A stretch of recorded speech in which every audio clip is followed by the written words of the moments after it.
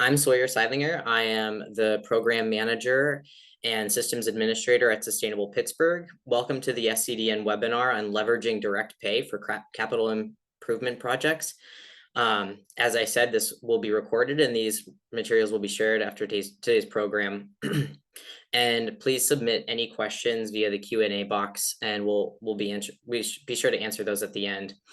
And if you could take some time to please enter your name and organization into the chat so that folks know who's in attendance. Thank you.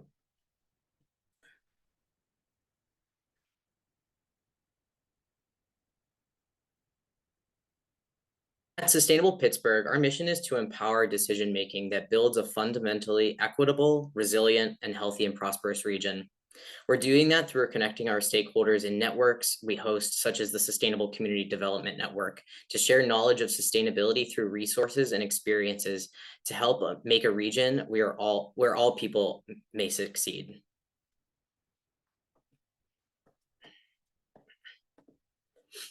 I want to thank our sponsors, Pitt, Ohio, and Xylem, our silver sponsors, Pitt, Ohio, and Xylem, for their support of Sustainable Pittsburgh to make programs like this possible. We'd also like to extend our gratitude to our bronze sponsors and our partner sponsors listed here as well for their ongoing support.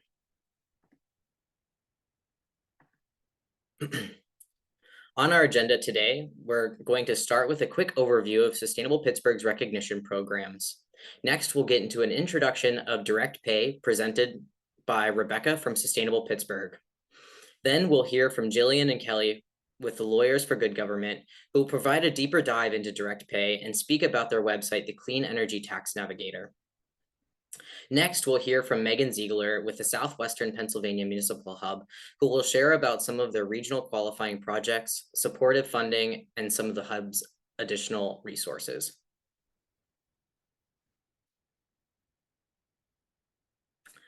To kick things off, I'll start by sharing a bit about Sustainable Pittsburgh's recognition programs.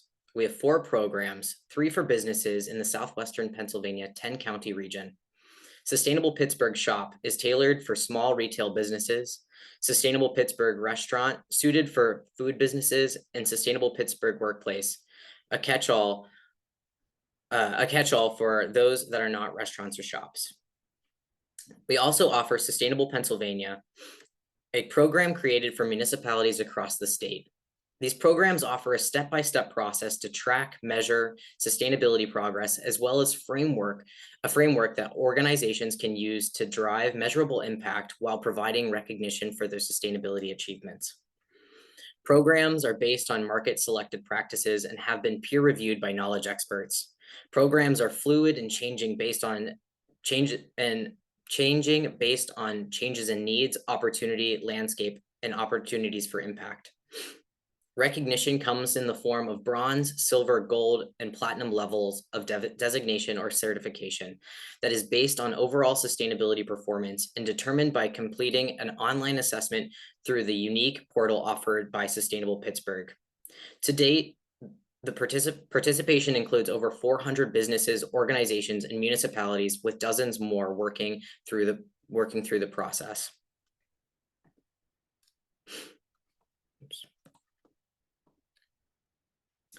As many of you are representative of municipal audiences, I'll share a bit more about Sustainable Pennsylvania Certification Program. Managed by Sustainable Pittsburgh in partnership with the Pennsylvania Municipal League, the program provides strategies, resources, and recognition to municipalities for improving the quality of life and expanding opportunities for everyone. It covers a comprehensive set of sustainability topics, provides a step-by-step guidance for how your community can advance its performance in areas such as waste and materials management, economic development and revitalization, parks and land conservation, as well as several other topics that can help to build more vibrant and resilient communities. Spanning across the state, we currently have 135 municipalities that have earned Sustainable Pennsylvania certification.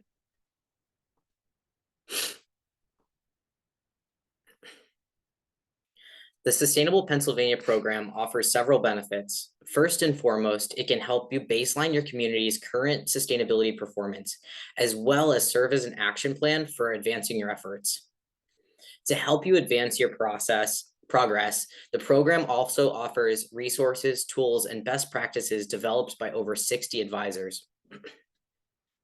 Getting certified helps your community be recognized as a leader in sustainability. And once certified, you will receive a promotional kit, which includes a badge for on your website, job postings, or other uses, as well as a press release template. We also share your achievement through Sustainable Pittsburgh's communication channels. The Sustainable Pennsylvania website also provides your municipality with a municipal profile for you to use to help inform your residents about what actions you've taken as a municipality to further your sustainability journey. Lastly, Sustainable Pennsylvania certification is also recognized by the Pennsylvania Department of Community and Economic Development's municipal funding applications, which can help a funding application stand out through clear demonstration of sustainability commitments and increase chances for approval. There are just 4 steps to getting certified. First, you need to create an account. At this time, if you want to take your phone out and scan the QR code at the bottom of the slide, you'll scroll down to the communities section and click create an account. You'll fill out that registration form and then click sign up. Next, once you have an account, the next step is to answer all the questions in the program.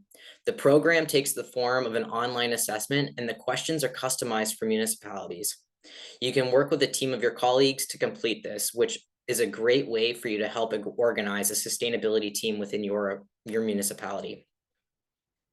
Third, after you complete the assessment, submit it. Our staff will then provide some feedback on your responses that you will have a chance to address before submitting your final answers.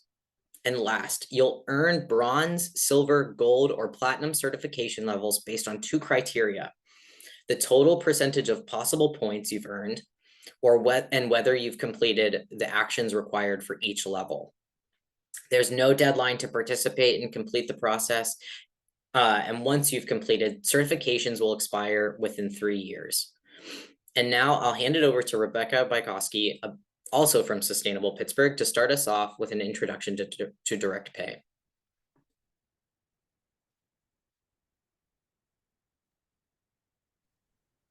Thanks, Sawyer. Hi, everyone. Thank you for coming today. So to kick things off, we're going to start and just talk a little bit about what the direct or elective pay, they're interchangeable terms, really. But just to give an overview of what exactly that is. Next slide, please. So what is the direct pay program? For the first time in history, local governments and other entities are positioned to take advantage of reducing tax credits directly. Through the Inflation Reduction Act, a provision is included that it provides non-taxable entities investing in and producing clean energy with a direct payment option in lieu of tax credits. This provision is applicable for tax years starting after December 31st, 2022, and ending before January 1st, 2033. A project that is under construction could now potentially also qualify. Under the IRA, direct pay applies to cities, states, and local municipalities, tribes, and other tax-exempt entities, such as municipal power and water utilities, nonprofits, and school districts. For city leaders, direct pay is an option for funding city-owned clean energy projects that will make projects more affordable for local governments and level the playing field between local governments and the private sector, which has traditionally benefited from tax credits. Additionally, there are specific criteria that, when met, will boost the value of the direct payment. For example, this includes projects with a sufficient domestic content, projects that are located in energy communities, which includes sites with brownfield properties, high unemployment, a closed coal mine or a coal plant, projects in low-income communities, and rooftop solar projects on affordable housing. These opportunities can provide a 10 to 30% increase in the value of the direct payment depending upon the criteria. Next slide, please. So when we look at the tax credits that are eligible for direct pay, there are 12 tax credits that here that are listed that are eligible. So we can see we're looking at like the alternative fuel refueling property, renewable energy production projects, carbon dioxide sequestration projects, for example. There are many others listed here. Oh, I'm not seeing the slides. Well, next slide, please. Okay, glad you're seeing them. So in here we can look a bit more at the applicable tax credits that are available for elective pay. So we can see here on the left side of this chart, these are tax credits that are related to energy generation and carbon capture. And then in that first column, we can see the specific tax provision. Looking into the next column, the description, where we can see a description of the tax credit and what exactly the tax credit is. So for example, we can look at the production tax credit for electricity from renewables. We can see there it is for the production of electricity from renewable energy sources, and lists out some examples of energy options: wind, biomass, geothermal, solar, and then what exactly that credit amount is for 2022. Next slide, please. And then again here, same thing here. We're looking at these again additional available tax credits for elective pay, including those that are related to fuels, vehicles, and manufacturing. Again, listing out whatever the tax credit is, and then the description. And here's an example of clean energy tax credits that are available for businesses. For-profit businesses can use can directly use the tax credits and deductions that have been available for private entities for a while, many of them before the IRA, but there were several that were expanded within the IRA.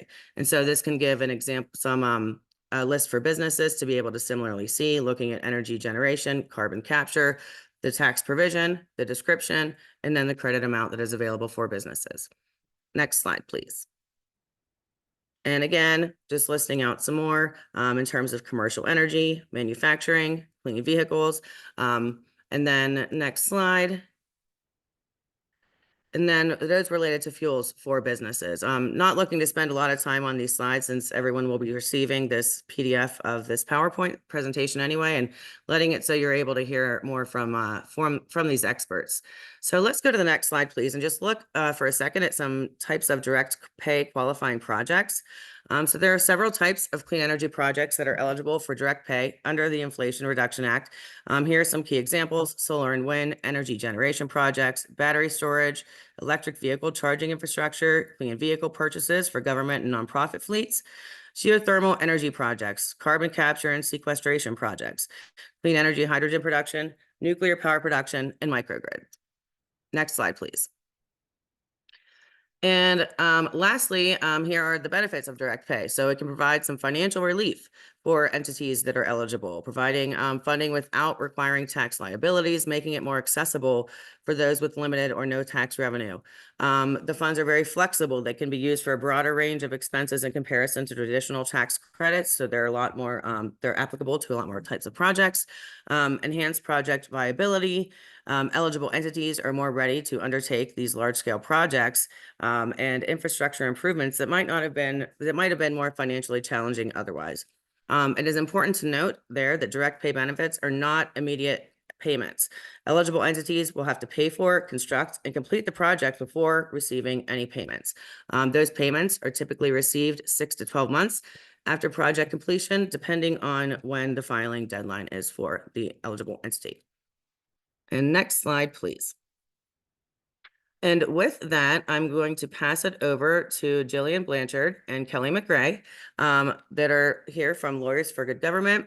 They're going to take a deeper dive into direct pay and share some valuable resources and tools to help you take full advantage of direct pay benefits.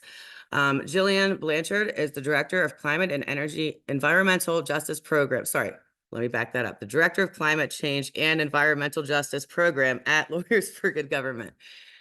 She is a nationally recognized attorney in energy and natural resources with 20+ years of experience in all levels of government, nonprofit, and the private sector on environmental, infrastructure, and climate change issues.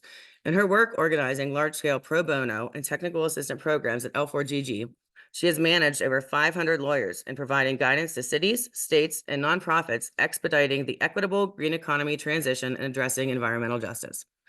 Kelly McRae is the Climate Change and Environmental Justice Program Administrator at Lawyers for Good Government. She orchestrates CCEJ program implementation and management, coordinating L4GG's in-house attorneys, nonprofit partners, and pro bono attorney network.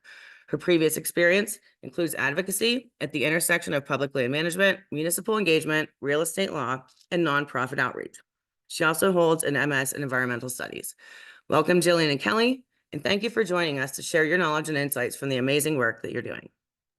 Thank you so much, Rebecca. That was a really nice introduction. Hello, everyone. Thank you for having us. I'm not going to tell you who I am. I'm Jillian, and Rebecca already did all that. So next slide, please. So Rebecca gave you the kind of the high level of direct pay. And as she said, direct pay, elective pay, you're probably going to hear both. They're exactly the same thing because Treasury loves to make things just a little bit more complicated than they need to be. But it is direct pay we'll use probably from here on out. But we're going to talk about how this actually works because it's a super incredible, powerful tool that I get really passionate about, even though it involves taxes, because it is an incredible new way to fund your projects. So next slide, please. Okay. I always have to say this because I am an attorney, but I am not your attorney. So this should not be considered legal advice. You should consult your internal counsel or hire external counsel for your specific matter as needed. Next slide.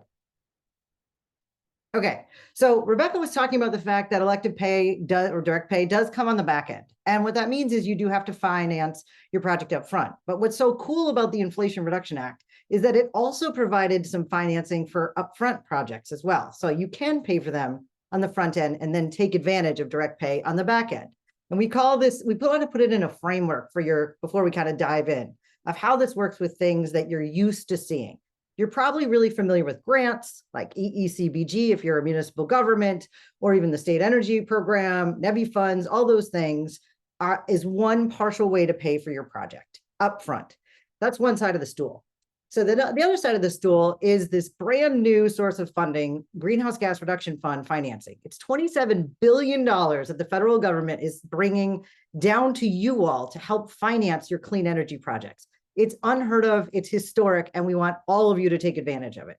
It's a way to get low interest financing to help pay for your project on the front end with grant funds, stack it together, and then get elective pay on the back end that you can bring back to your community. It's really a huge opportunity. Next slide. Okay, that's why we get so excited, because as Rebecca said, it's the first time that tax-exempt entities can take advantage of something like states, local governments, nonprofits, religious institutions, schools, universities, rural co-ops, all kinds of public entities can take advantage of this tax credit, even though they're tax exempt. And this is something that the private side has been taking advantage of for 20 plus years. So it's a fantastic new opportunity for the public sector to enter the market. That's why we make a big fuss about it. Also, because it's 70% of the IRA's $400 billion in climate funding. So it is actually virtually uncapped. If you are eligible for this funding, you put a clean energy project into service, you are eligible to receive it if you file the paperwork. So it's not like your grants. It's not competitive. If you file the paperwork, you're entitled to it. You will get the money back. So it's a really worthwhile enterprise to figure out how to do this as early as you can, so you can just start bringing more money back into your community. It's also a program that's going to be available for at least 10 years. It's written into the tax code, but of course it's important to vote to make sure that stays where it is, but it is a really hard thing to change. And it can, as Rebecca said, you can kind of add up a reimbursement of the amount you get back. We're going to go into some math, some numbers in a minute to get you excited about what you can get back. But I like to think that the base rate typically is about 30%. That's not, I don't want to get too technical, but think about it as 30%. With some bonus adders, you can get up to 70% back of your project cost, depending on the type of project. Next slide. Okay, Rebecca gave you all 12 credits, and I like to zoom in on the ones that we're seeing most commonly used that you'll probably be considering as you start to incorporate elective pay into your project planning. So there's your EV infrastructure and charging. That's 30C. That's, got to be in a non-urban or a low-income area. And then there are your fleet transitions. Think of your white vehicles, your yellow vehicles, your municipal vehicles, your police cars, your fire engines, your school buses. Changing those to EV or even hybrid can get you potentially 45W qualified commercial vehicle credits. And then on the right side of the slide is all of the clean energy technologies that we typically think of, like microgrid solar or rooftop solar on buildings or geothermal HVAC, even hydroelectric turbines, port electrification. And the slides that Rebecca provided even identify some more. And these are just the ones that we're seeing that are most commonly used by municipalities that we work with and nonprofits. And they all fall under either the production tax credit or the investment tax credit. PTC, ITC. We like our alphabet soup here in the climate world. And it really, the big difference in PTC versus ITC is how you take your election. So just think generally, if I have a big project, it's going to make produce a bunch of electricity each year. I might take a production tax credit to get money back every year. If it's a smaller rooftop solar, it might only be worth, doing it one time at the end of the project, which is the investment tax credit. And I see some questions already coming in the chat. Thank you for that. Please continue to just put your questions in the Q&A box at the bottom. And we'll get to them as we go. We have some time at the end for questions, and we'll also probably try and answer in the chat as well. Next slide. Okay, forgive me for this crazy, complicated, wordy slide. But what I want is for you to just have some basics down, and I want you to have this information to go back to when you start to get into the bonus adders and you're planning your project and you're thinking, well, Jillian said I could get 70% back. How does that work? This is how it works. You start with your 30% base, and then there are these bonus adders that if they apply to your project, you might be able to increase the amount you get back. So there's 4 primary bonus adders for you to keep in mind, and they either add or potentially subtract from your 30%. So let's go through each generally. You don't need to memorize any of this because not only are there fact sheets in here that are live links, but we're going to walk through our navigator that Sawyer was referencing that will help you get all this information as you start to think about your projects and want to confirm eligibility and bonus adders. But for each bonus adder, you want to ask, does it apply to my project? What does it do if it does? Does it add or does it subtract? And 3, if I need to comply, how do I comply? Okay, so first is just domestic content. It's not the same as Buy American or BABA, as many of you may be familiar with, but it's similar in certain ways. It has 2 main requirements, and it only, first question, does it apply to my project? It only applies to ITC, PTC. So that's your solar, your wind, your geothermal, all of those clean energy technologies I was just describing on the right side of the screen. And it only is required for those projects that have an output of larger than 1 megawatt. So in practice, rooftop solar typically small enough that you wouldn't actually need to comply with domestic content. In fact, most of those projects that are small municipal projects are not going to be larger than 1 megawatt, and you wouldn't have to comply. But if the requirements to comply are, number 1, you have to have 100% of your iron and steel structures produced in the United States. And number 2, 40% of the cost components need to be produced in the United States. Okay, so, and that's the components are like your solar panels. So that is something to think about if you've got a larger wind solar project. And then if you do comply, you don't have to if your project is smaller than 1 megawatt, but if you do, you can get a 10% bump, taking you to 40%. If you don't, and you need to, because your project is larger than 1 megawatt, that's where what's called the domestic content haircut comes in, and you start to get your elective pay shaved down to 90% if your project started in 24, 85% in 25, and down to 0 in 2026 if your project needed to comply with domestic content and doesn't. Bottom line, if you have a big solar wind project, geothermal that you're thinking about, check out domestic content and make sure you include that information in your bid packages and your specifications. Prevailing wage and apprenticeship is the second one. Does it apply? It applies to the ITC, PTC, and a lot of other credits, actually, including your EV infrastructure. So it's an important one that folks need to know about, because if it's wind and solar, your project needs to be above 1 megawatt in order for you to have to comply. But for EV infrastructure projects, you have to comply regardless of size. And that's a really important, unless you have less than 3 employees working on that project. So if your project is very small, you may not need to comply. Bottom line, it's one of those ones that's called an adder, but in my mind, it's kind of a subtractor because a lot of folks think of the base as 30%.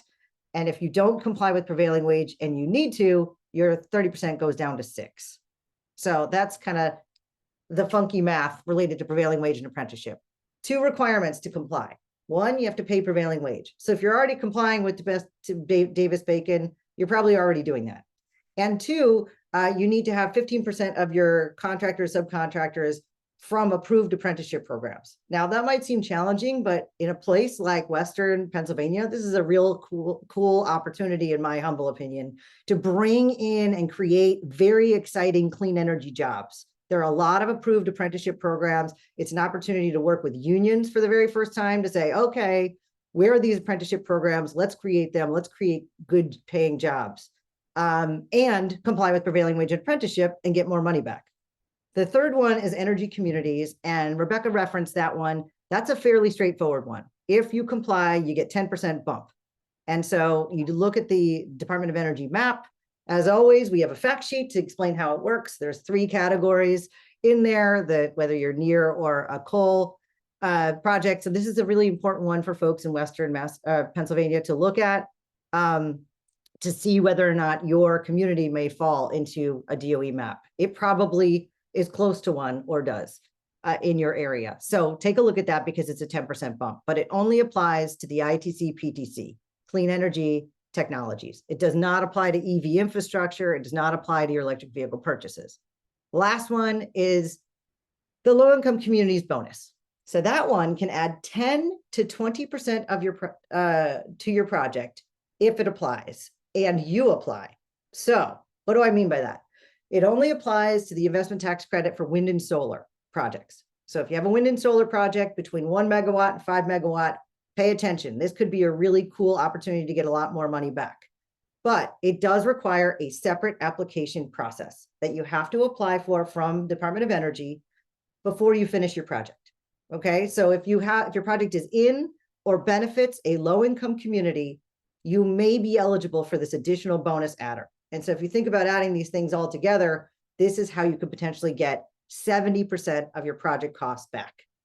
And there's a fact sheet. As always, we don't like to leave you empty-handed. We've got a fact sheet for you to explain the low-income communities bonus process. Next slide, please. Okay, so you don't need to memorize any of that. We have all the fact sheets. That's a QR code if you want to scan it right now, but you'll also get a copy of this PDF with all the slides to be able to go back to and take your time with, and go to our navigator, the Clean Energy Tax Navigator, to learn more about how you can just walk through eligibility questions and get the fact sheets right there. Things to keep in mind. You need to own the asset. So you need to own the solar panel. You need to own the wind turbine. You need to own the electric vehicle. You need to own the thing that is eligible for direct pay. Important for municipalities and things to keep in mind in terms of how they structure ownership. And then secondly, statutorily, partnerships cannot get direct pay. So just keep in mind as you're structuring your project, okay, don't create a partnership for tax purposes that will make you ineligible for direct pay. And we are here to help with those types of questions. So is the navigator. Okay, low-income communities bonus, I already told you this, but bears repeating. It's a separate application process. It's literally the only place where there is a cap. Every other part of this direct pay is uncapped. If you're eligible, you get the money back. For low-income communities bonus, they have a certain allocation for 4 categories of whether you're in or benefit a low-income community.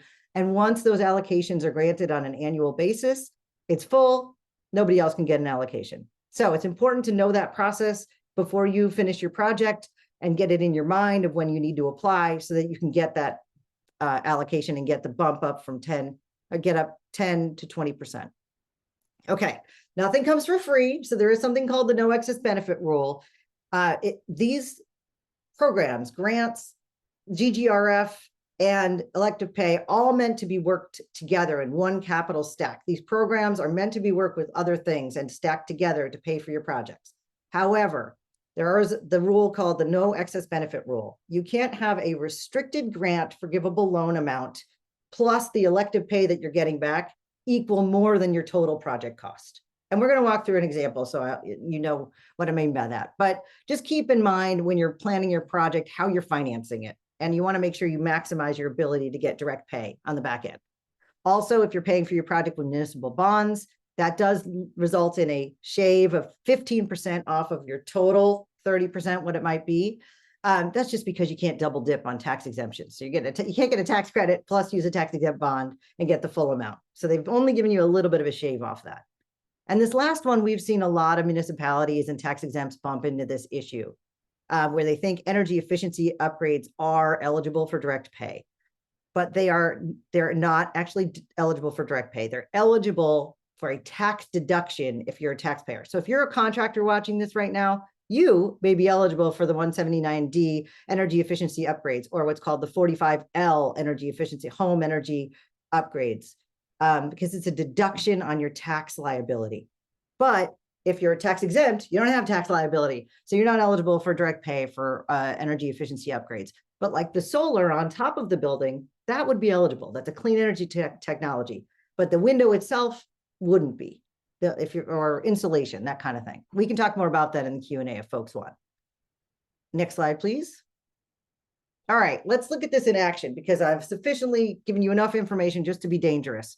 I want you to picture it in terms of an example project that is real. This is a legitimate project that we at L4GG are working on. It's a microgrid solar project in Indiana. It is on an abandoned school lot. It's being put forward by a nonprofit who's working closely with the city, and they're building a climate resilience area through this microgrid solar that's going to provide backup power for communities in the event of some sort of a climate disaster or loss of power. It's going to generate revenue. It's like hugely beneficial to a low-income community. So let's look at the capital stack. Total project costs $8 million. They've gotten $6 million from Solar for All, which is greenhouse gas reduction fund money that I was talking about earlier, and $2 million to pay for it from grant funding, a restricted grant. So you know that piece of it will count against the no excess benefit rule, but not the rest of it. So reimbursement from direct pay. It's also located in an energy community, so they get a 10% bump. It's benefiting a low-income community, and we've applied for the allocation, so we get a 20% bump. And they've complied with prevailing wage and apprenticeship and plan to hire folks from the community to benefit the community. It's a really exciting opportunity. Total bonus bumps back is 60%. So of the 4.8 or of the 8 million that it costs to pay for this project, they're getting $4.8 million back. And they don't, no problem with the no excess benefit rule because only 2 million was covered with those restricted grants. So that's just one example of how you can really leverage this to bring money back into your communities and to make your exciting, creative, clean energy projects pencil out. And I think with the next slide, I am going to turn over to Kelly to talk about the filing process. Yes. So the letter of the law is thrilling and all, but we actually want to know how you do it. How do you do the thing? How do you access this money? One important thing to remember is that your filing has to happen after the project is placed in service. So as we move into these next slides and look at two separate ways to think about the process, keep in mind it happens after the project is placed in service. You're driving the EV, your solar array is connected to the grid, once you're already up and running. You can go to the next slide, Sawyer. So we like to make clear that it's not exactly the same as filing your personal taxes. The first step is going to be what's called pre-filing registration. Jillian talked earlier about ownership.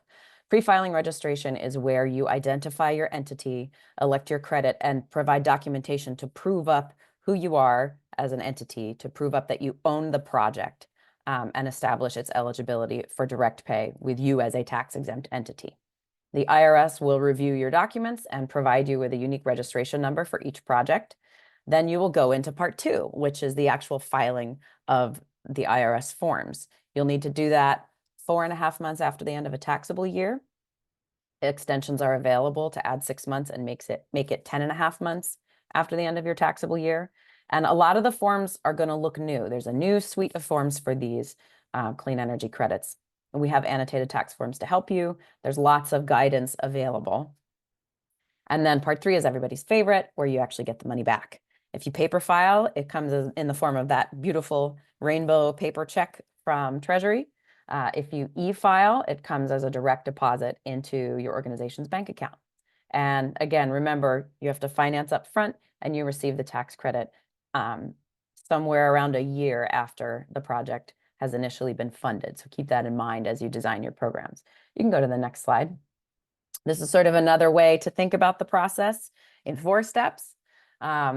Identify your filing timeline and your tax year, excuse me, and then your filing deadline. So for most public entities, your tax year is going to be the same as your fiscal year.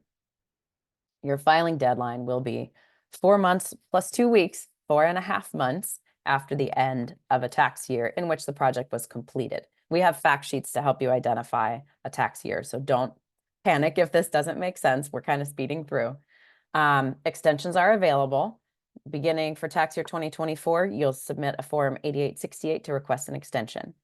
Once your tax year is done, your project is completed, you can go into the pre-filing registration portal and register all of your projects. You want to collect all the documentation for all your projects, submit it through the pre-filing registration portal at the same time. The people reviewing this, the system reviewing this, is just a bunch of people in a room. So do everyone a favor, help them help you, and try to submit your pre-filing registration 2 to 4 months before your filing deadline, if at all possible. The IRS team that we've seen working on this really wants this to work for you, and they do their best to speed through that pre-filing registration process, but give them as much time as possible if you can. And then step 3 is filing those delightful tax forms. Again, paper filing is available, e-filing is available.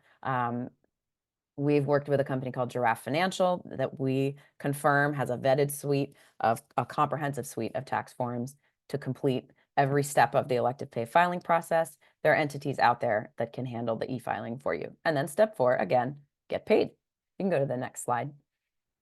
This is our silly way to try to make tax forms more accessible and to better understand the structure of how the forms work together. Forms feed into each other, and you'll choose a different suite of forms or different school of fish based on what type of project you've completed. So in this example, which is an EV purchase, each electric vehicle purchased gets a purple fish, which is the Schedule A for Form 8936. You'll complete one of those for each separate vehicle. You'll have to use things like the VIN, so it's very much specific to that vehicle. All of your Schedule A's are going to roll up into Form 8936. The purple fish feeds into the orange fish. You get the idea. All of your Form 8936 is going to feed up into Form 3800. You'll also add in the unique IDs that you got from pre-filing registration. All of that feeds into the big daddy, what IRS calls the return, which is Form 990T. These may look scary. They may look new when you first look at them, but you know, your 1040 looked scary at first when you first started filing that. So we would encourage you, don't be afraid, use the annotated forms, use the e-filing support that's available, and sort of build this muscle in your organization so that you can keep accessing these tax credits for the next 10 years.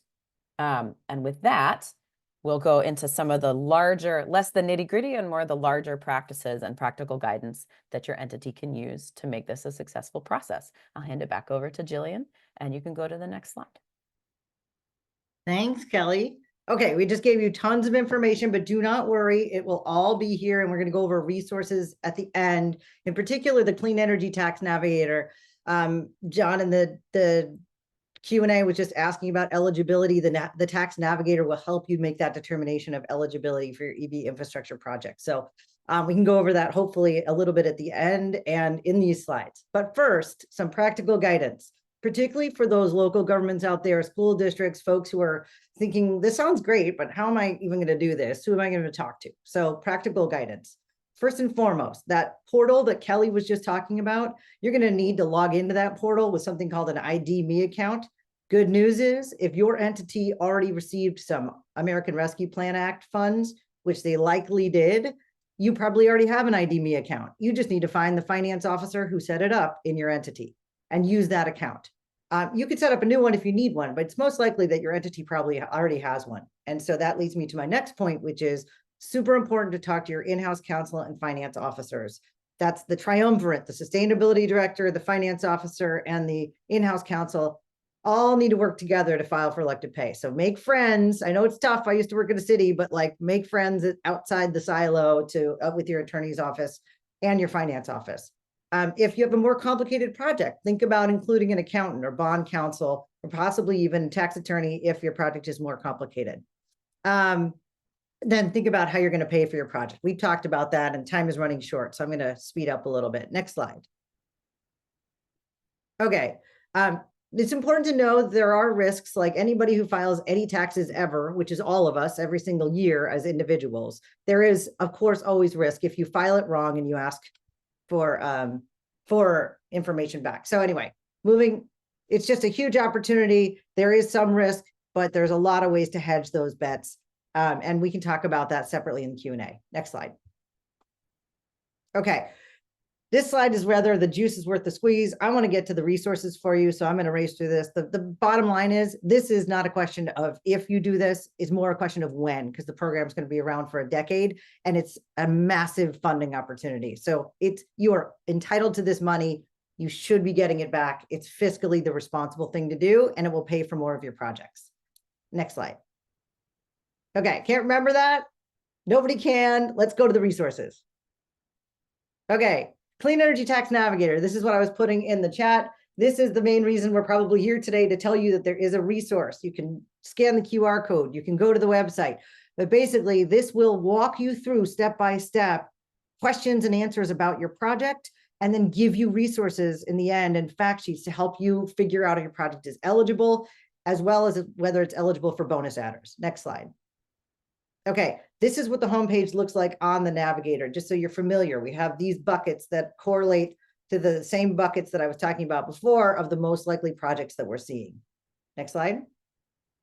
And then this is just a page, a snapshot. So you see, it basically is asking you questions on the left and giving you facts on the right. And it's really, really important to look at those facts and those fact sheets that are in that orange link that has the arrow to it, because that's where all the money is. That's where all the info is, and the juice and the intel. So make sure you take a look at those and go slowly through the Navigator. There is potential pro bono technical assistance from our massive pro bono attorney network on the back end for folks who have additional questions. So if you do have additional questions, put in your questions and we will get to them and respond to you. It's based on a rubric of need and impact and availability. And that last slide, I'll turn to you, Kelly, to leave the people with all of the information. Again, don't panic. You don't need to click all of these links or use all the QR codes now. You're going to get a PDF of this after the fact, and everything that's underlined here is a live link to a resource. So we would encourage you to explore, submit questions through the Navigator or FAQs if you have them. And with that, we will hand it back over to Rebecca. And we're here for you in the Q&A.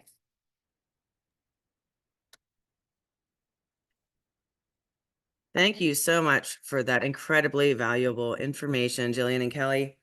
Now I'm excited to introduce Megan Ziegler from the Southwestern Pennsylvania Municipal Project Hub.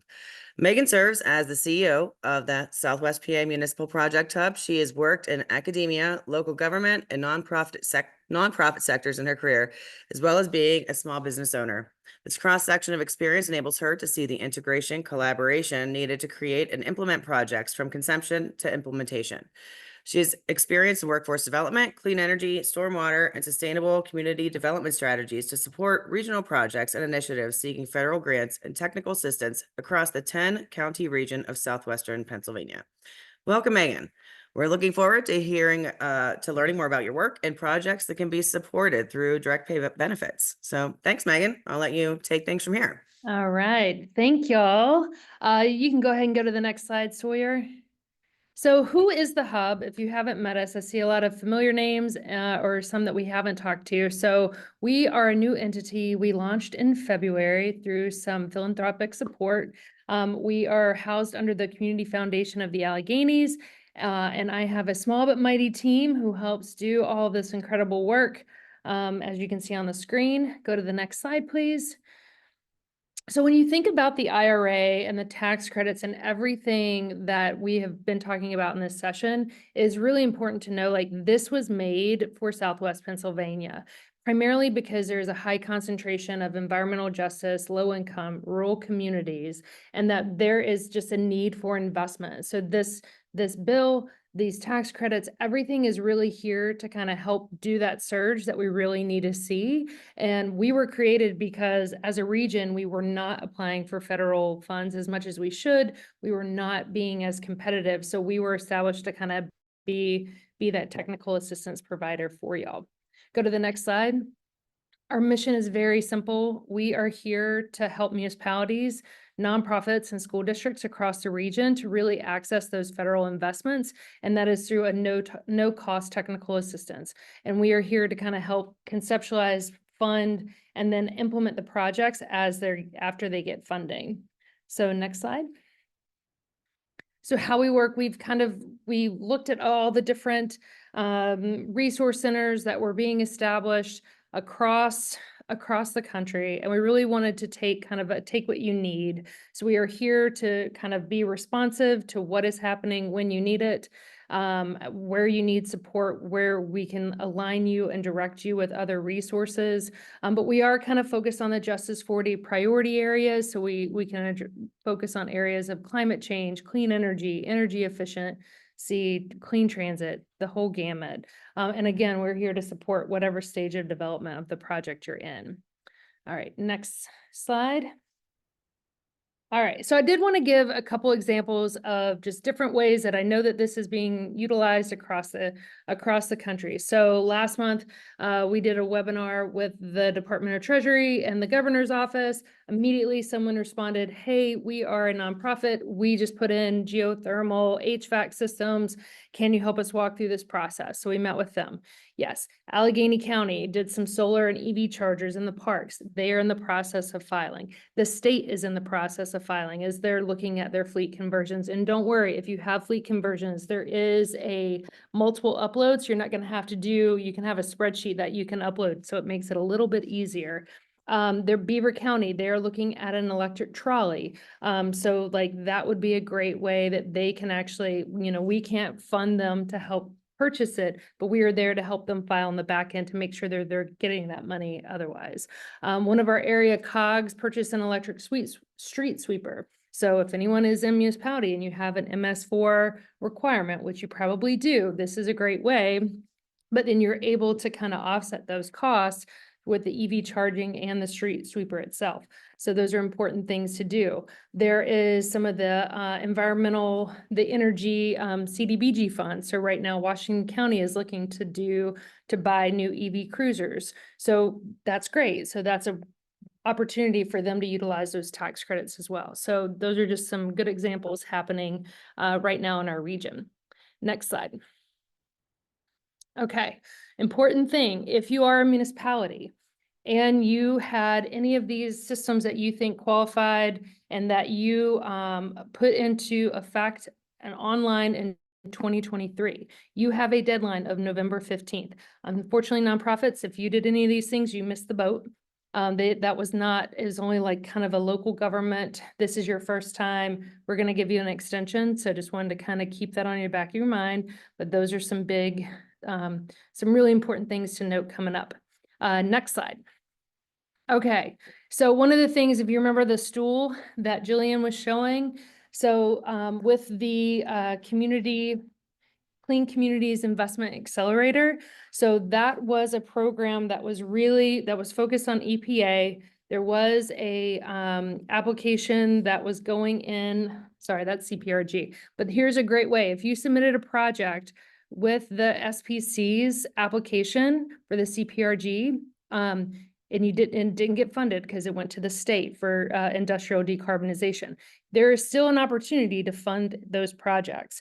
So if anyone is not familiar, Bridgeway Capital is a local CDFI, which is a community development financial institution. So all of the EPA funding, there was a question in the chat specifically about how are the green banks working and things like this. This is a great way to just kind of say, hey, we have a project that we would like to do that is compliant. And that would be a great way to do low interest loans. So that if you're trying to think of how am I going to fund this while I'm waiting for my tax credits, Bridgeway Capital, they have a green lending interest form that's available right now. And this will be really, really helpful as you're thinking about how to kind of get the ball rolling. So that is going to be a hyperlink It's a little hard to find on their website, but I just want to make sure that people are aware of that because it's going to be competitive even with municipal bond rates. Also on that, the greenhouse gas reduction fund, so Solar for All. So there were 2 awards that were local, so one within Allegheny County and also with the state. So that's going through the State Energy Authority. Most of those are primarily residential focused, but as if the state ever approves community solar, that will be a great way to really make sure that we are taking advantage of these processes. All right, next slide. A couple things that I wanted to make sure that I just wanted to put on people's radar. If you're thinking of how am I funding this now versus how am I going to actually utilize the tax credit? So there are a couple grants that I did just want to highlight right now. So there is the Thriving Communities Grant Program that will help with some of the energy efficiency upgrades or solar. If you're thinking of a resiliency hub, if you are a fire department, a municipal building, you are a community center that needs to kind of be available. And when there are heating centers or cooling centers or emergency services, this is kind of a great way. So it does have a 2-year, applications are due on November 30th. It's a 1-year award. It's in April. There is another DOE opportunity right now. It is going to be very competitive, but the Building Upgrades Inspiring Local Transformation built, that is for local nonprofits. You do have to own and operate your building, so that is a caveat. And then also there is USDA Community Facilities, and that is a rolling application that can work to kind of do some of these initial funding sources for these types of projects.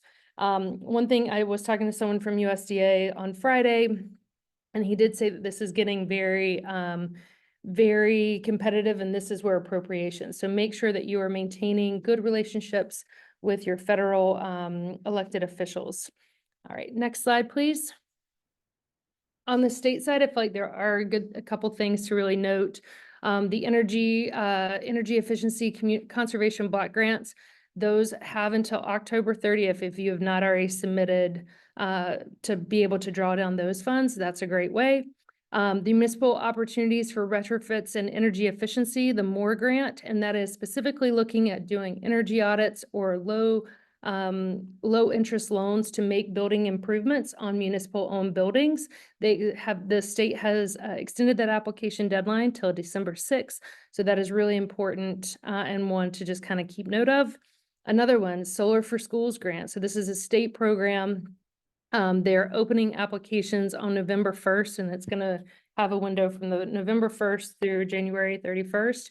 PA Solar did a webinar on Friday, had over 200 people attend. So this is a great opportunity if you are a school district. Next slide.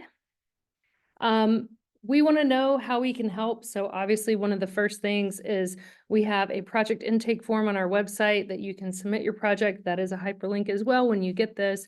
And it's just a good way for us just to kind of collect a little bit of information. We'll meet with you and then we'll start kind of pairing you with the resources and technical assistance providers that you need. Next slide. Okay. So on the horizon, so, one of the things, like, we are here to be a resource. We are here to be technical assistance provider, handhold you through these processes because they are new. So thinking of continued education, do we need to work with AIA to make sure that architects and construction engineers and providers are aware of these tax credits and how that they can use that to kind of incentivize doing the sustainability assets on these projects. Brittany, I saw your question about the apprenticeship program. So maybe that's something we can make sure that we're kind of clarifying with Partner for Work or other workforce boards. What are the resources and how do we make sure that those are aligned? What are some things that we can start doing to make sure that we are creating maybe some dockets of, what's the language that needs to be included? Do we need to educate your municipal council and your solicitors on why these are good things and how to utilize them? happy to do any of those things. We might even do some, hands-on filing workshops. Bring your computer, bring your project. We will walk you through and make sure that you can have that afforded to you. We are exploring the possibility, a couple other nonprofits and I have been talking about what would it look like if we were going to have legal and accounting on-call support, to be able to have someone local that can walk you through these processes or answer some of your questions. And then stay tuned. We are going to be having county rapid response, rapid readiness workshops at the beginning of the year. So that is all that I want to say. These are great resources. We need to make sure that we are doing everything we can to really keep these active and keep them applicable for our region, because they are a great resource. So thank you for everyone and doing your part.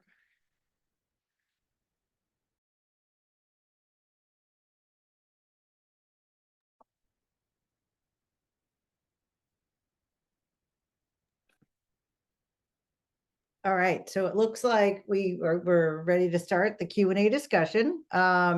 And we are here to answer questions. I want to cover, Sawyer, do you want to take this?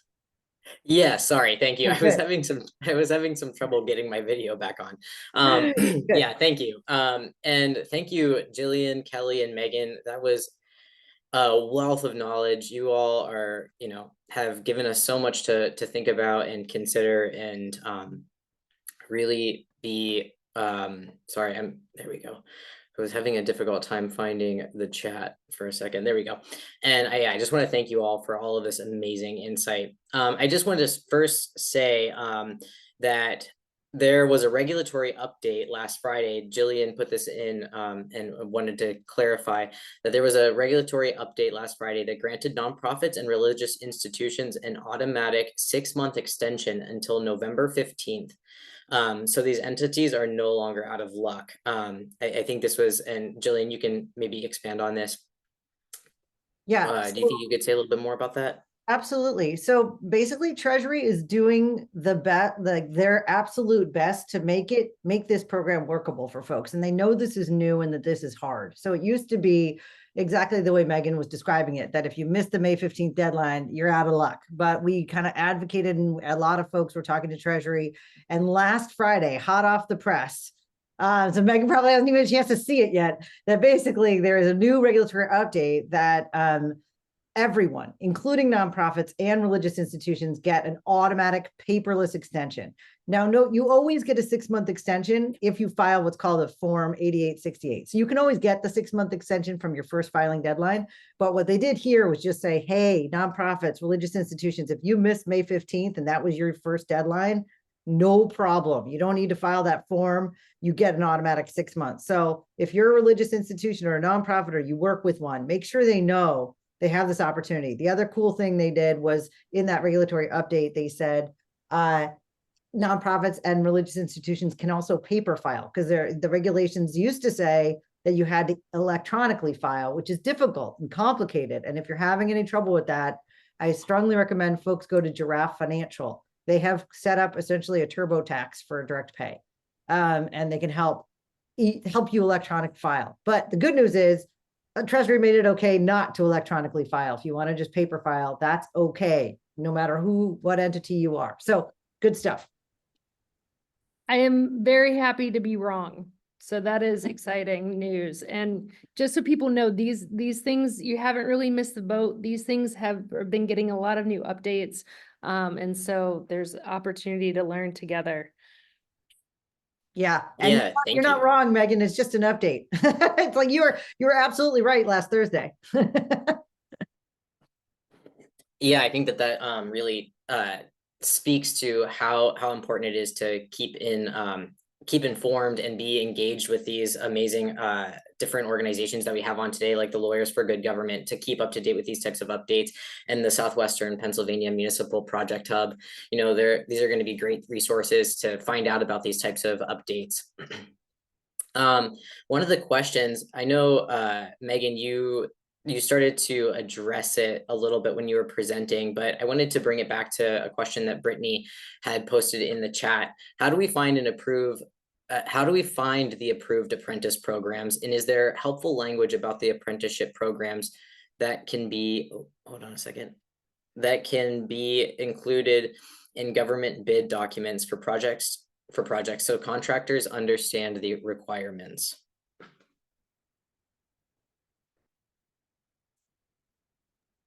Megan, were you going to cover that? You want me to cover it?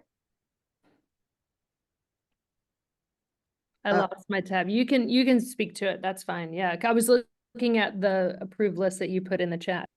Yeah, so I mean, feel free, Megan, to cover this. There's just an approved list of apprenticeship programs the Department of Labor has put out that you can consult. Also, there's documentation requirements associated with complying with the prevailing wage and apprenticeship. So we put in a fact sheet here as that first link in the chat that will give you kind of an overview of what types of documentation you need. And then last, to that really important question of like, how do you put it in your bid package? It's such an important question. Included in your RFP that they need to comply with prevailing wage and apprenticeship. Put whatever risk you can onto the contractor to make sure they're going to have documentation available for you, that you link to what the requirement is, which is in our fact sheet. You can just put that right in there and put it on them. Some folks I know even put in a performance bond requirement to say, hey, contractor, if you fail to do this and fail to produce the documentation we might need, you're going to have to pay for any penalties we might face. Because even though you're putting it on them as a risk, the ultimate, obviously the IRS is going to hold whoever the elective pay filer is accountable. So we want to help you. It's a great comment and great thinking, Brittany, to put it into your bid specifications to make sure you can try and shift some of that risk to the contractor and make sure they know what they have to keep on hand for documentation. And typically, if you are a municipality or an authority, that was always part of our grants, is we would always have to go to the state and pull down the hourly wage and make sure that was an attachment in the contract itself. So that's always something to do. And just want to make sure this has not changed, that if it's less than 1 megawatt of production, that the prevailing wage and apprenticeship does not apply. Was that changed in the update? That is still correct for all of your wind and solar and geothermal ITC, PTC. But the surprise that's happened for a lot of folks is that there's no size issue for the electric vehicle infrastructure. So you have to comply with prevailing wage and apprenticeship if you're doing an electric vehicle infrastructure. But two exceptions I want people to know about that have been really helpful for a lot of cities that had small projects. If your project started before January 29th, 2023, then you don't have to comply because that's before the IRA even was in effect. So how could you know to apply with prevailing wage and apprenticeship? And then secondly, if you only have 3 employees or less on a project, you don't have to comply, because it would be really hard to figure out what 15% of 3 employees is going to be. So it's like basically 4 or less is practically the way it applies. Then you can be exempt from prevailing wage and apprenticeship for your EV infrastructure. Thank you for all of that. That's incredibly helpful. And just to draw some attention, Elaine had put into the chat some really good insights about I think some past experiences, along with the municipal hub's potential for accounting on call. There's an opportunity to loop in economic development accounting functions at the muni and county level. I thought not doing the financing. I've heard the projects say the funders direct them to tax accountants, and that is where the conversation stops, assuming that their project is not eligible, or that if they think they are, they will move forward with the system and not get incentive to reimbursed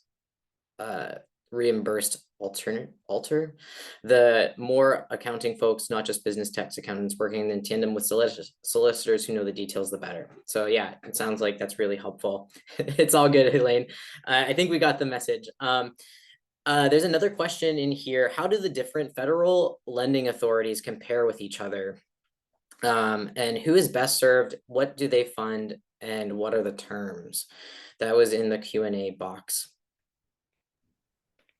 That's going to vary depending on the funding source. Unfortunately, that's one of the things that I think is hard to note. A lot of these also do have, there is a CCAM document that kind of does a good job of outlining kind of who's eligible for what, where match, because some of these do have match, how that might be able to be able to kind of support, because not all agencies can talk to one another.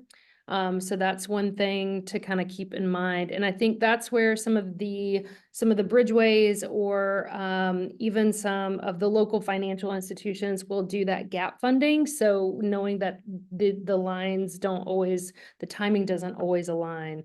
But that's something we can definitely kind of help spell out better for folks, thinking of, what resources might need to be available. That Yeah, makes a ton of sense. I think that you have a fantastic resource in Megan and trying to build your capital stack, and just keep in mind those rules of no net excess benefit as you figure out how you're going to pay for your project. Lots of cool opportunities to stack things together and braid them together. Yeah, one question that I have is, Megan, and I think you might be the better one to maybe answer this, but for a municipality that knows that they want to take a step into maybe installing solar, or they might have some outlines of a plan. What do you think is a good first step for them to take to kind of move this ball forward, knowing that they have 10 years to to try to get one of these types of projects done?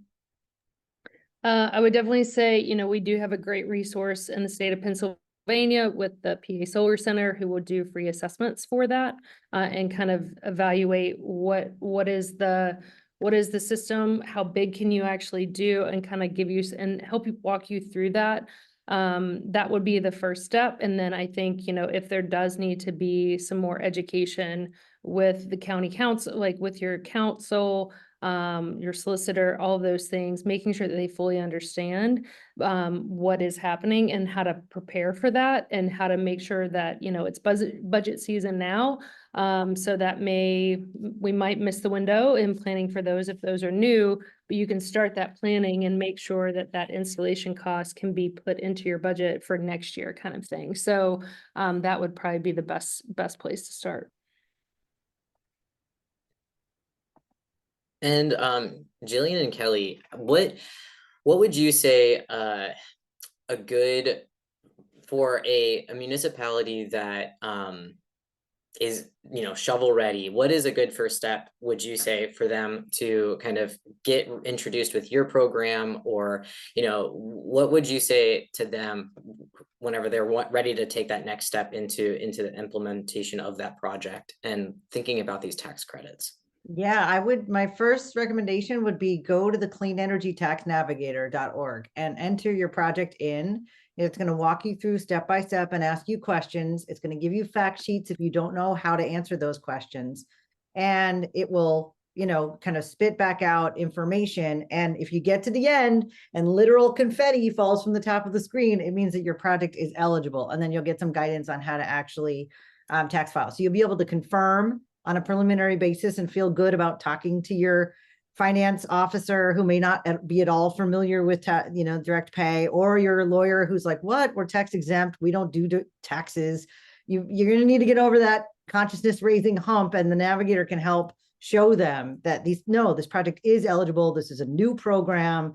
You need to learn about it. And then it has a lot of filing guidance. And I would just say the navigator is good for folks who are even just ideating projects, trying to figure out, hey, can I use direct pay with this project? There's a channel that you would go down to say, I'm just thinking about a project. And you get asked different questions based on the level of completion of your project. And that would be my comment that Jillian was talking about, starting to talk with your law department and your finance team. We've found that those initial conversations, and if you're, for example, a sustainability manager, taking the law folks and the finance folks along with you on the learning journey is very helpful, and building those relationships, because as with this program, those relationships will serve you in good stead for the next 8 to 10 years that you file for these projects. It's best to make those connections early. Those are such good insights. And I was just wondering, Megan, do you have any other insights of like what you would suggest to folks that have a shovel ready project, what their first step might be from the Municipal Project Hub's perspective? If they have projects that are shovel ready, one, if you're looking for federal funding, come to us, we'll figure out which programs align. I would say definitely sign up for Bridgeway's Green Loan because they are actively trying to push projects and say, look, we have this many projects in the queue, and this is why you should give us this money to manage in our region.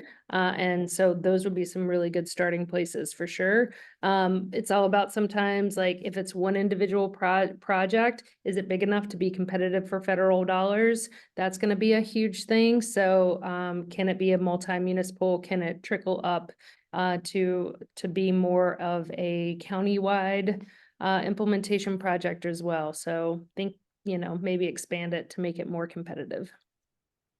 Yeah, thank you so much. And I think kind of can wrap up our Q&A portion. I'm just going to quickly move on to some upcoming events that are happening. And again, thank you so much, Kelly and Jillian and Megan, for your participation today. This was incredible information that is super helpful. Happy to be here. Thanks for having us. Some events that are coming up for Sustainable Pittsburgh. We have the C-Suite Summit sponsored by the Pittsburgh Pirates and hosted by the CEOs for Sustainability, the Sustainable Pittsburgh and Sustainable Pittsburgh. It spotlights innovative strategies for decarbonization, featuring presentations on federal funding assistance, supply chain emissions and reduction strategies. Information is available at sustainablepittsburgh.org/summit. In addition to that, we have the Sustainable Pennsylvania Conference, which is going to be in State College, Pennsylvania at the Penn Stater. Dive into an interactive workshop and sessions designed to enhance your understanding of resilience and equip you with practical skills for implementation. Expand your professional network through invaluable opportunities to connect with leading professionals and advocates in the municipal sector. There's still time to register as an exhibitor or as an attendee. Please scan the QR code and get registered today. And thank you so much. If you could please take some time to share your feedback. This is how we connect folks with different resources, and we can connect you with different resources that we have available.